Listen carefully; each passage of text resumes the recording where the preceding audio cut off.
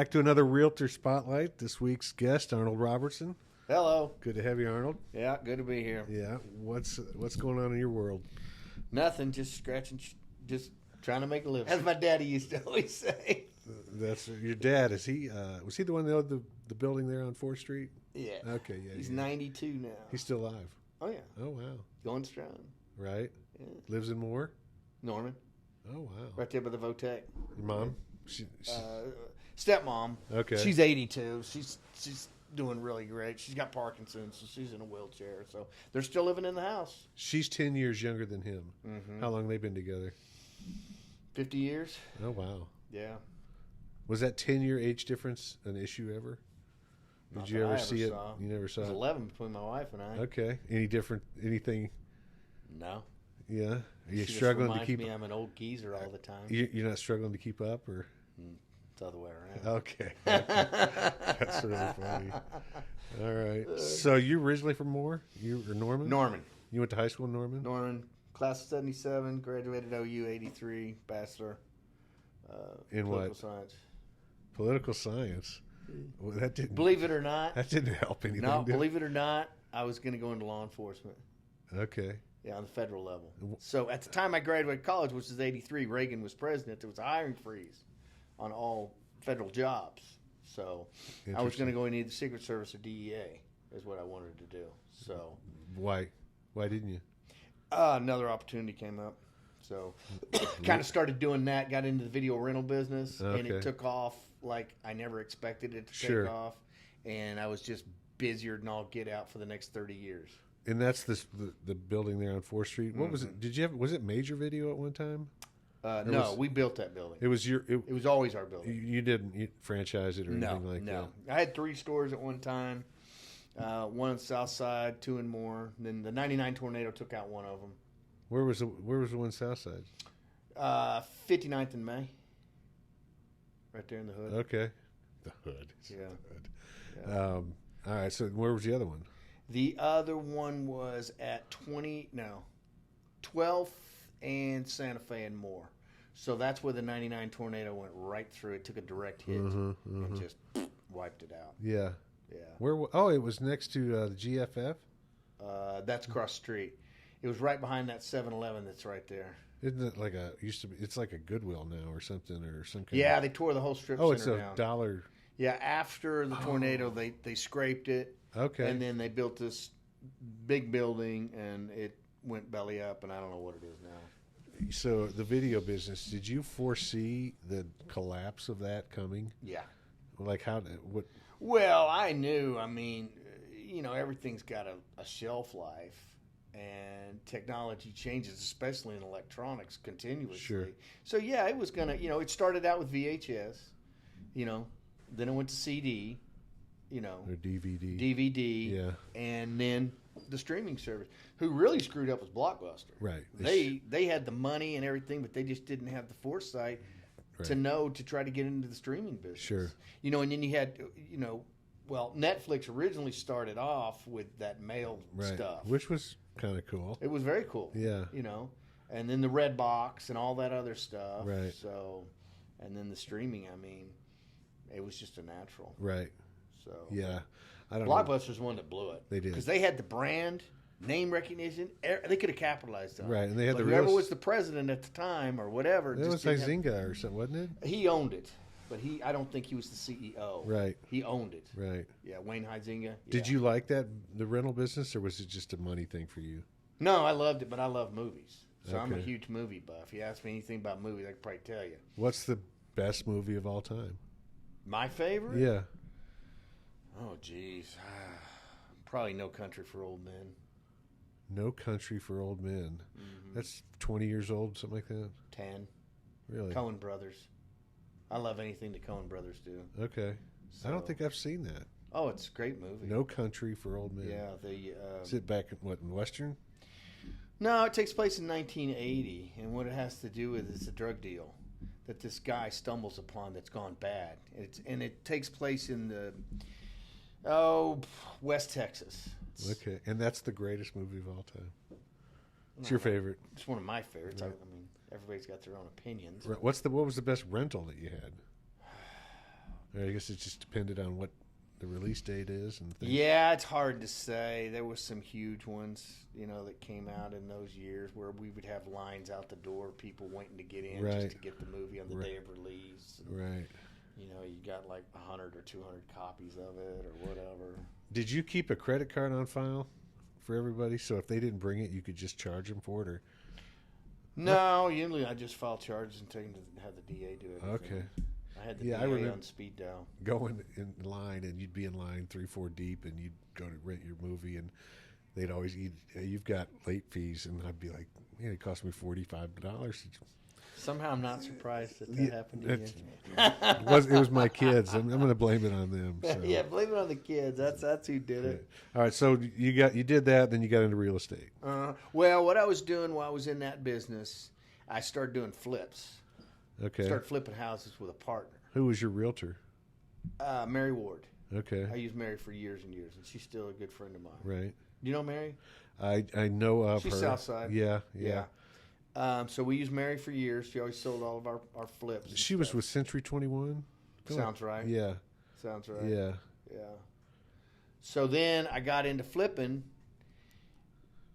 and then because you're a licensee, you have to disclose certain things. If you're not a non-licensee, doesn't. So that's why I held off with flipping with ever getting my real estate license, because I didn't have to disclose anything. But then I thought, well, the video business was starting to die, and I knew it was dying. Yeah. And so I jumped ship, got my license, and then did that for a while, and then, of course, got my... When was that? When I get my license? Yeah. I've had it for 13 years. So you got in 10. Where'd you start? Janko. Family owned, Andy. Okay. Cindy Shannon, Dave Shannon. Okay. Derek. Yeah. It was family. I loved it. My mentor was Cindy Shannon. She was awesome. Taught me a whole bunch, everything. Yeah. Very good teacher. She is happy as she sounds on the phone. Cindy? It seems like she's one of those people that's just... She's got as much real estate knowledge as you. Right. Yeah. I think she's got more than she's that. my... she wasn't the broker, but she may as well have been. Andy was the broker. Right. But she's an excellent realtor. Like her husband, he taught me how to do commercial real estate. So I was going to ask you about that. You've done some commercial deals here lately, so I don't know if it's half of your business or... No, what I do last year, $3 million in commercial. Okay. Give or take. You like that, or would you rather do residential? I prefer residential. Why is that? Well, because of the clients. With commercial, everybody's professional. There's not the excitement. It's like this gal that I just got under contract. First time home buyer. She's super excited. That's always fun to do. Right. Well, we did our deal last year when we bought the building we're in. We did it all, submitted our contract, and the commercial realtor that was listing the place for the owner says, "Nah, we're going to write our own contract and just." That's what they do. They did it, and it was a good contract. Well, it wasn't the thing is, and I would caution everybody, especially a residential agent dipping its toe into the commercial world, you better read everything. Right. Because there's some fine print there. And the first thing you got to do if you're going to do this with the corporate guys, you better... They don't advertise compensation rate. Right. So you got to negotiate that right from the get-go, and you better get everything in writing. Before you show it. So I try to establish a dialogue with, typically the listing agent, and we try to work this deal out. Like I just did one in Bixby last year, $1.8 million. Right.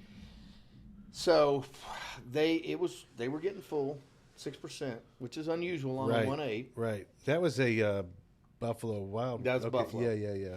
But there's 2 realtors on their side involved.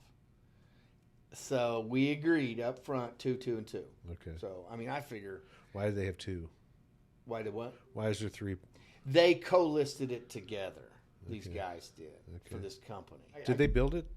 Was this a new build? Yeah, this is just dirt we bought. Okay, that's what I thought. It was just 2 acres of dirt. So you had nothing to do with the building? Okay. No. But it was a complicated deal. There's a lot that goes into commercial. Right. You know that.